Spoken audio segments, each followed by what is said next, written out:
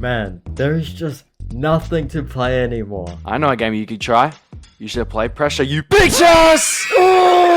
Fine, I'll give it a shot. Do you really think this game's gonna be good? Trust me, bro, this game is good. Just give it a chance, I promise. Hey, if you say so. Alright, let's come over here. Hop in this. You better be right about this game. I don't want to waste my time. Just give it a chance, I promise, bro. I swear it's good. I really hope you're right about this game, man. Yo, what is that? Yeah!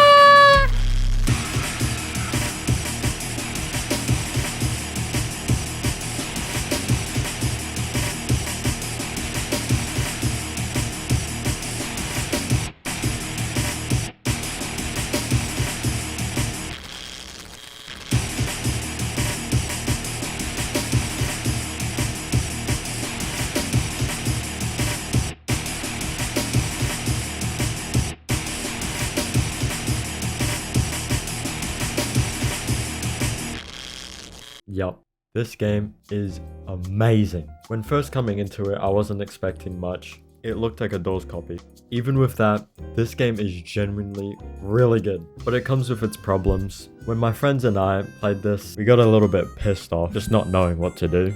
Because of the other variants of the Angular. So that means we had to keep dying over and over again, so we could figure out what to do. So here's a clip of just my friend going absolute ballistic.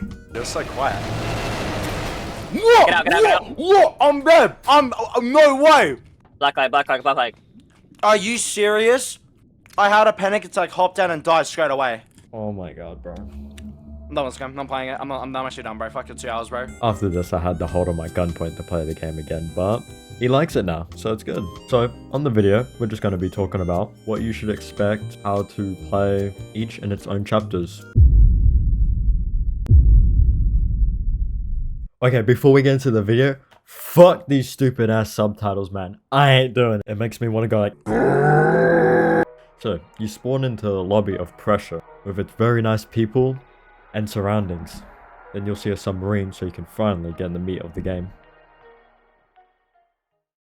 Upon entering, there'll be a menu where you can buy tons of items. I'm pretty sure this menu's not here when you first play, and maybe even some of the items, but I'm not too sure.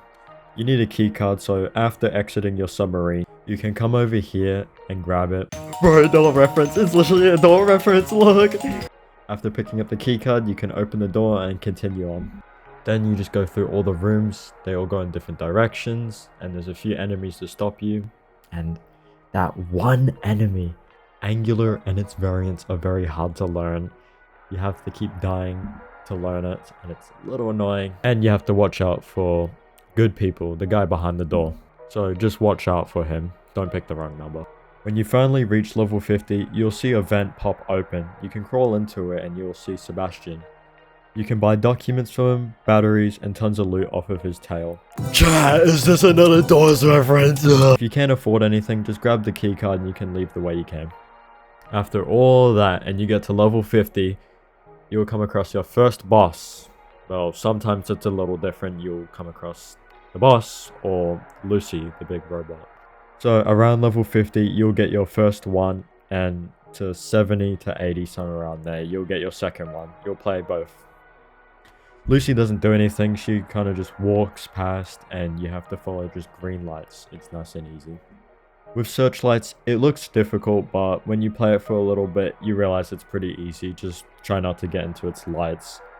It speeds up over time, the more generators you do, so watch out for that. Completing those 2 main floors, you'll finally reach level 100.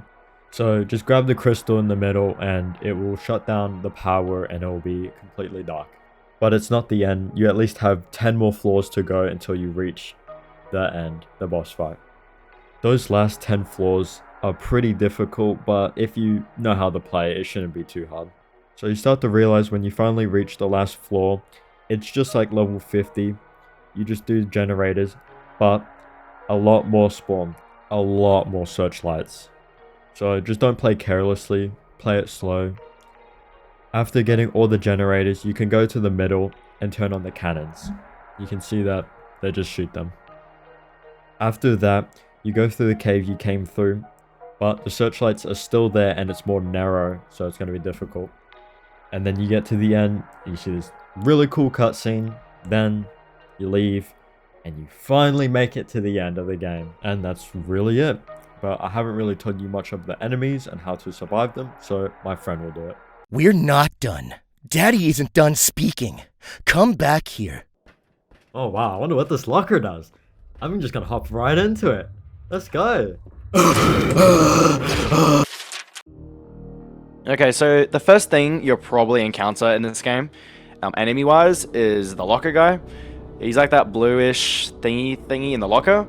And come on, he's pretty easy to deal with. All you gotta do is not get in the locker. If you're with friends, they can get you out of the locker, so I guess that's pretty cool.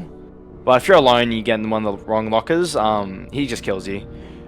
He's pretty annoying sometimes, because when you're in a room with only like one locker, and he's in it, you could be dead. Like he can cost you the whole game. So just keep an eye out for him, and don't hop in the locker, obviously. Pointlessly just gonna stand here for no reason. The second most common enemy you'll probably find in this game is the Angular. The Angular is pretty easy to deal with. The first variant anyways. The other variants kind of get more complicated, but I'll explain that. With the normal Angular, the normal variant, all you gotta do, when you see the lights flicker in a normal lit room, like red rooms don't count. If they like flicker and turn off, they don't count. It usually doesn't come then. He can come in dark rooms, so keep your ears open out for that, just in case. Obviously when the lights flicker, you'll hear something coming. You'll hear something like running, or not running, but like you'll hear something like building up, and you gotta get near a locker. And this is where the locker guy can become kind of tricky. So just avoid that. And obviously when you hear it like fully coming, then you hop in, because you don't want to hop in before he comes, and then you get kicked out of the locker, because then you'll probably die. Oh, what's that over there?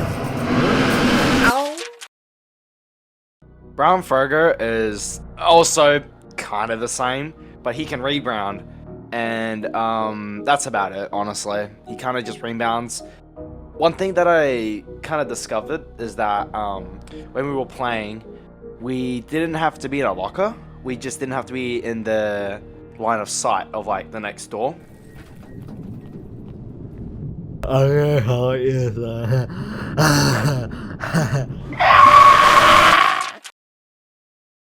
Blitz is extremely quick, and I would not predict this one. I do it because I'm amazing. No. Anyways, don't predict this one. If you hear a faint noise when the lights flicker, just hop in the locker.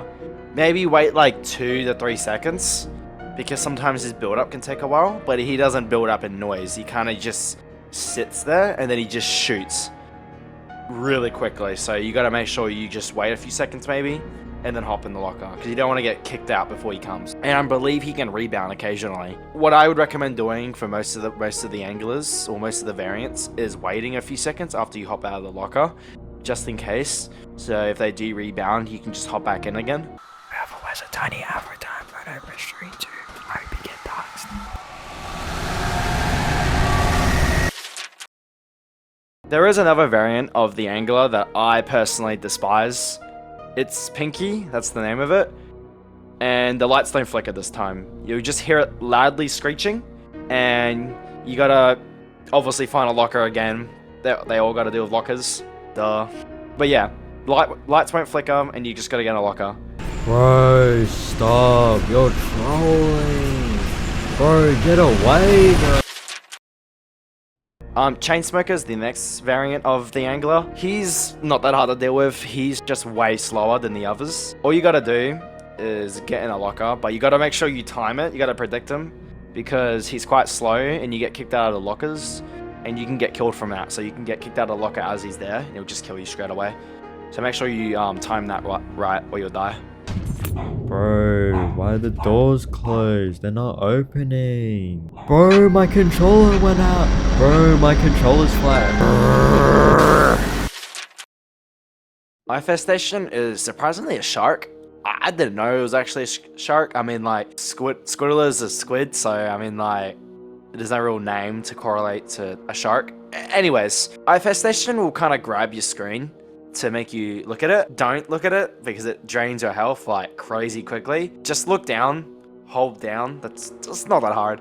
It can get quite complicated sometimes when he's in a room that needs a keycard. So if you're on console, just kind of tap the joystick to look around, and then on PC, I don't know, just keep it to the right or down. It's pretty easy to deal with him. Who's there? Who's there? Who's there? This is scaring me. Yo, what's good? Yo, I'm scared. I'm scared. Squiddles. I don't know, honestly. Really easy to encounter. Like, I mean, like, they don't even kill you if you get caught by them. They just do like 20 HP. Just don't flash a light onto them, and don't be too close to them. But they do give you a few seconds to get away from them. And if you're flashing the light at them, you get like a quick second to turn it off. They're really easy to deal with. This is the enemy that, like, I've actually forgot exists. Gotta get the Aussie voice out.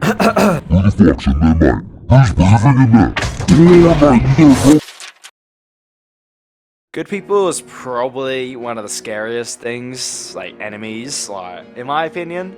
It's pretty scary, but yet quite annoying to deal with. I personally hated learning about this, but just to help others, I'm gonna teach you guys how to deal with it. When you go up to a door, like when there's like 2 doors, like, let's say, like, I don't know, random number, 23. 23, you got like 2 doors. You have to go up to the right of it, where the number is. Oh, that's where I usually go. And you put your like right side up against it, and you gotta listen for breathing or growling. Or if the little metal box where the number is, if that sparks, you go the opposite door and you'll be fine. This enemy does a lot of damage, so try your best not to get caught by this one, because it probably will kill you near end game. I love this enemy. I love it. Kill me, kill me. Probably one of the best encounters in the whole game until the bosses. This is incredibly fun. Not too hard, not too easy. It's intense. The fucking music goes crazy. This goes absolutely crazy. This goes hard. This is really fun. All you gotta do here is keep your cursor in the little circle and don't die. If you're not in a locker, because obviously you have to be in a locker, he'll search around and just kill you. Obviously, I honestly thought this was another variant of Angler, or the Angler. It's not. Oh my god! I fucked up. Oh my god, I messed up so bad. Vultures let me. Yeah, I didn't give a fuck. Just the searchlights, the big searchlight boss, level 50, 60, whatever guy. Quite simple, yeah, scary. Near the ending, there's 3, so I guess that becomes quite scary. But all you gotta do in these little sequences with this enemy is fix the generators or fix the wires. Underwater or not, it's pretty much the same little quick time event where you just gotta press it.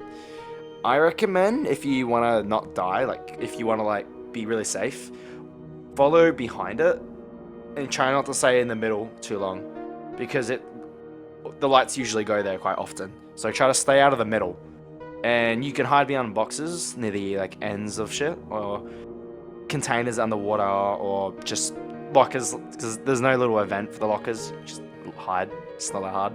Well, yeah.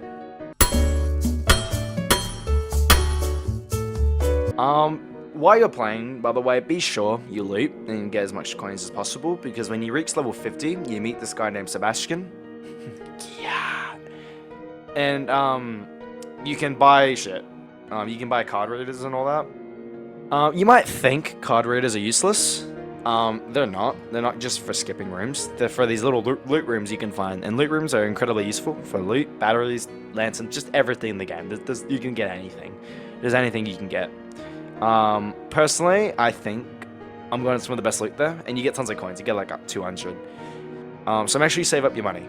And show Sebastian your big sloppy cock. Make sure you know that when you're reaching level 100, the difficulty definitely ramps up. Like doors with no numbers and everything just attacking you. Like I think I'm going 2 anglers, like 2 different types of anglers. Like I got attacked by one and then attacked by the blitz one. Just know that it gets quite hard. And if there's no numbers on the door, just listen out for the good people. Just so you know, as a little tip, the robot is not dangerous at all unless you get stomped by it. So just stay away from its feet because that's an insta-kill, obviously, like, you're not surviving that. The beams that it emits doesn't do anything. Like, you can't even make it to the beam because the little bugs that appear that you need to shake off just kill you. So don't worry about the robot. The robot's chill.